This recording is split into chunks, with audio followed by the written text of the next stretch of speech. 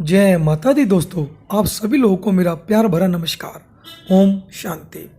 दोस्तों, आज आपको मैं एक कहानी सुनाने जा रहा हूँ। बहुत ध्यान से सुनिएगा, आपको कुछ ना कुछ सीखने को अवश्य मिलेगा।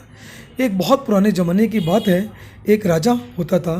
राजा धन वैभव से सभी चीज़ों से भरा हुआ था, परंतु उसके पास में दोस्तों कमी थी, एक पुत्र की, एक बेटे की। तो दोस्तों वो बहुत परेशान था। उसको किसी ने बताया कि आप तांत्रिक विद्या द्वारा किसी के द्वारा पुत्र प्राप्ति कर सकते हैं। तो उसने किसी तरीके से कुछ तांत्रिकों को बुलाया और उनसे सलाह ली। उस तांत्रिक ने उनको सलाह दी कि राजा साहब, पुत्र तो हम आपको दिलवा देंगे, परंतु उससे पहले आपको किसी न किसी बच्चे की बलि देनी पड़ेगी। तो राजा ने पूरे शहर में ढिंढोरा पिटवा दिया, क्योंकि उसको पुत्र प्राप्ति जरूर चाहिए था। इसलिए उसने पूरे शहर में ढिंढोरा पिटवा दिया कि अगर कोई भी मेरे पास में कोई ऐसा बच्चा लाएगा जो बलि देने के लायक हो, मैं उसके परिवार को धन दौलत से और मान सम्मान से भर दूंगा। तो उसमें से गांव में एक परिवार था जो बहुत ज़्यादा गरीब भी था और अपने बच्चे के ऊपर उसको स्नेह और प्यार वगैरह भी नहीं हुआ करता था। तो दोस्तों उसने निर्णय लिया कि हम ये बच्चा अपना राजा को दे देते हैं, सौंप देते हैं। तो उस गरीब परिवार ने वो बच्चा राजा को जाकर के सौंप दिया और राजा ने उसका एक दिन उसको ले जा करके बलि चढ़ाने का पूरा प्रोग्राम बना लिया। तो दोस्तों जैसे ही वो बलि चढ़ाने के लिए वहाँ पर पहुँचा तो राजा ने पूछा बच्चे से कि तुम्हारी कोई अगर आखिरी इच्छा हो तो आप मुझे बताओ। तो राजा ने कहा बच्चे से, और बच्चे ने फिर दोबारा राजा से कहा, हाँ जी, मेरी एक इच्छा ज़रूर है, अगर आप पूरी कर सकते हैं तो मैं आपको बताता हूँ। राजा ने कहा अवश्य ही आपकी आखिरी इच्छा पूरी की जाएगी। तो उस बच्चे ने कहा महाराज, मेरे को थोड़ा सा एक बालू, मिट्टी और रेत मंगवा दीजिए।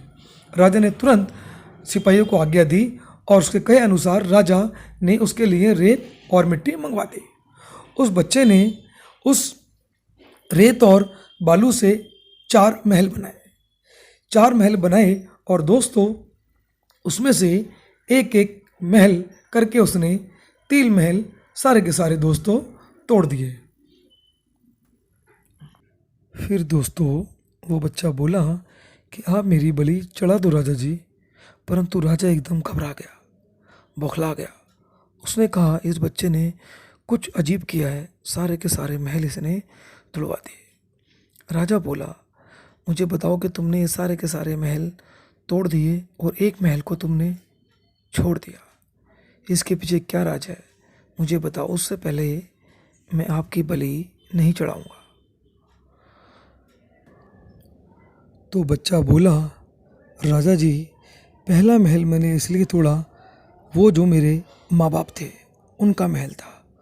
उन्होंने मेरी चिंता ही नहीं की, उन्होंने सिर्फ और सिर्फ लोभ लालच के लिए, पैसों के लिए मुझे आपको सौंप दिया, आपको बेच दिया। इसलिए मैंने पहला महल तोड़ दिया।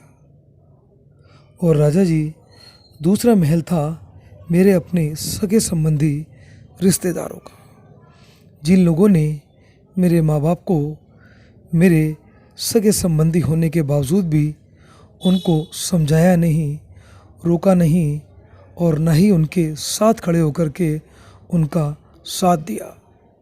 इसलिए मैंने दूसरा महल भी तोड़ दिया।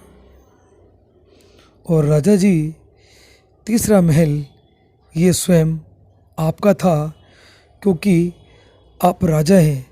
राजा का फर्ज बनता है कि प्रजा की रक्षा करना, उसकी हर तरीके से सहायता करना, मगर आपने भी अपना कर्तव्य सही तरीके से नहीं निभाया और मेरी बलि चढ़ाने के लिए आप आतुर हो गए।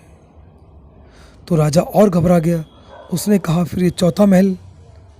बच्चा बहुत विनम्रता से बोला, प्यार से बोला, राजा जी, ये महल था श्री भगवान का, ये प्रभु का महल था जो मेरे साथ खड़ा रहा और मेरी उसने रक्षा की।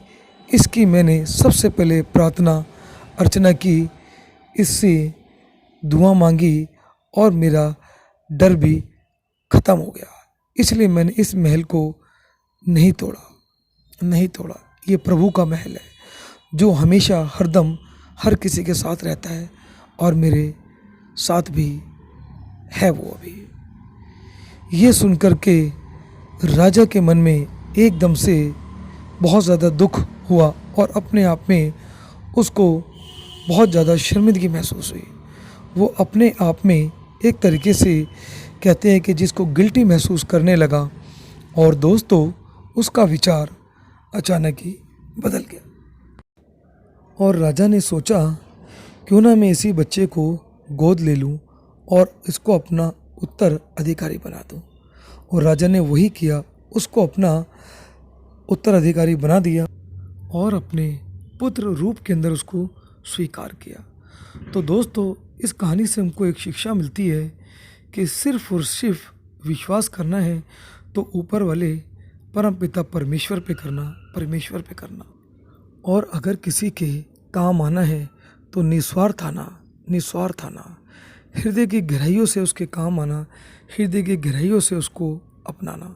अन्यथा दोस्तों ज़िंदगी तो वैसे भी यूं ही कटी जाएगी, मगर इसको हंस के गुजारोगे तो कुछ और बात होगी। तो दोस्तों इस कहानी से हमको यही सीख मिलती है कि ऊपर परमपिता परमेश्वर के अलावा और कोई भी सत्य नहीं है, सत्य नहीं है।